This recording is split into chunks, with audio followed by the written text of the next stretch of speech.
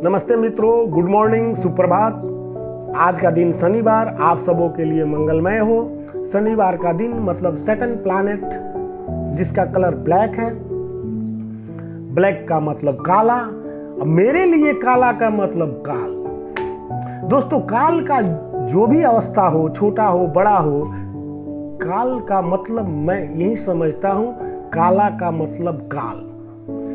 काला चाहे छोटा हो बड़ा हो, किसी भी तरह से दिखता हो, काला काल ही है मेरे नजरों में। तो दोस्तों, काल की बात हो, काला की बात हो, काल की बात ना हो, और काल की बात हो, काल भैरव की बात ना हो, तो फिर नहीं जमेगी। काल भैरव जो वही यमराज के अंश हैं, जिन्होंने धरती पे उत्पात मचा रखा था एक समय में। तो उत्पात कौन मचाता है? राक्षस ही मचाते हैं। काल भैरव राक्षस ही थे, ये वायरस ही थे, जैसे अभी कोरोना वायरस है। तो इस तरह के राक्षस जब उत्पात मचाते हैं तो हमारी किसी दैविक शक्ति का पदार्पण होता है। तो उस पहाड़ियों में एक ज्योति से एक मासूम बच्ची का पदार्पण होता है, एक बालिका का पदार्पण होता है, जिसे मैं वैष्णो माता, हम सारी दुनिया के लोग वैष्णो माता के रूप में पूजते हैं। वैसी वैष्णो माता, मजे की बात देखिए, इनके ना कोई अष्टभुजा है न चार भुजा है, इनकी कुछ नहीं है। हम इंसानों की तरह दो हाथ दो पैर और बालिका है, सुंदरता की प्रकाष्ठा है। वैष्णो देवी का मंदिर है वहाँ पे, वैष्णो माता विराजमान है वहाँ पे। उन्होंने ही इस काल भैरव का वध किया था। दोस्तों, ध्यान है, मैं काल भैरव की बात कर रहा हूँ, भैरव की नहीं। भैरव तो वही है जो हमारे लिए सबसे वफादार हैं मनुष्य के जीवन के लिए, और यो धर्मराज यमराज के सवारी के रूप में हमेशा विराजमान है।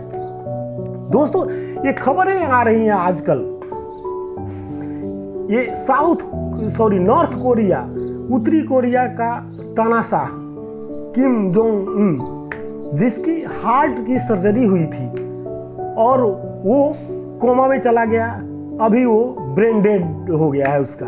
इस तरह की खबरें आ रही हैं, तरह तरह के चैनलों से, तरह तरह के मीडिया से इस तरह की खबरें आ रही हैं। सच बात तो ये है कि दुर्योधन अगर जिंदा होता तो इस ललकार में चुप नहीं होता। क्या किसी ने खूब कहा है, मंजिल तो सही थी तेरी, मंजिल तो सही थी तेरी, सारी जिंदगी लगा दी आते आते, तेरे अपनों ने जला दिया जाते जाते। दोस्तों, कफन में जेब नहीं होते, अगर जेब होते तो उसमें भी लोग कस लेते। क्या खूब है दुनिया की रीत। दोस्तों, एक चीज आप जानते हैं, आज शनिवार का दिन है तो कुछ औषधि से संबंधित बातें हो जाए। इंसुलिन, अब मैं सत्य तत्व की फिर बात करता हूं। 2 किलो आटा लीजिए, अथवा आटा को जब हम रोटी बनाने के लिए गूंथते हैं पानी डाल करके, तो आटा तैयार हो जाता है। फिर गूंथते रहें, उसमें हल्की हल्की पानी गिराते रहें, फिर वो आटा क्या होगा, खदरने लगेगा, आटा बहने लगेगा, और करते करते करते लास्ट में इतना सा सफेद लाशा की तरह बच जाता है।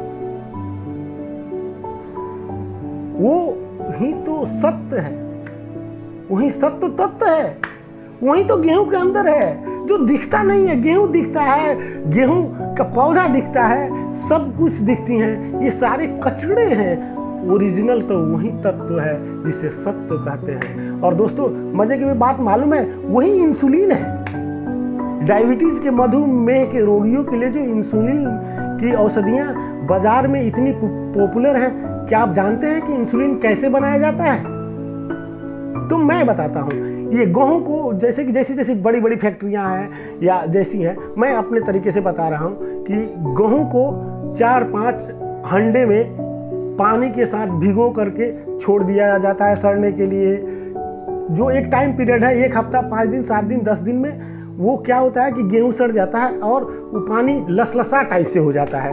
फिर ये लोग क्या करते हैं, उसको छानते हैं, गेहूँ को पकुआ जो होता है उसको फेंक देते हैं, और वो पानी जो है फेंक देते हैं, मीन्स स्टोर कर लेते हैं, उसके भी कुछ बनाते होंगे। और वो पानी जो है उसको फिर से छानते हैं और वो लसलसा पानी छन के थोड़ा सा लसा जैसे बन जाता है, वही इंसुलिन है। उसको क्या करते हैं कि मेडिकल ये प्रोसेस कर करके उसकी वो तैयार कर देते हैं, अपनी अपनी कंपनियां अपने अपने ब्रांड से उसको बेचने लगती है। लेकिन सच पूछे तो इंसुलिन वही है, सत्य तत्व है, आटा में ही सबसे ज़्यादा होता है, आटा में ही होता है, और वो सत्व है वही इंसुलिन है। इस तरह से इंसुलिन बनाने की प्रक्रिया है। दोस्तों, बातें तो बहुत करनी है और करता भी हूँ और करूँगा भी। अब छोटी सी बात पर्वत की हो जाए। महाभारत पर्वत से दक्षिण की ओर, हिंद महासागर से उत्तर की ओर, ब्रह्मपुत्र नदी से पश्चिम की ओर और सतलज नदी से पूरब की ओर इस धरती पर हमारे आर्य विराजमान हुआ करते थे। शेष कल के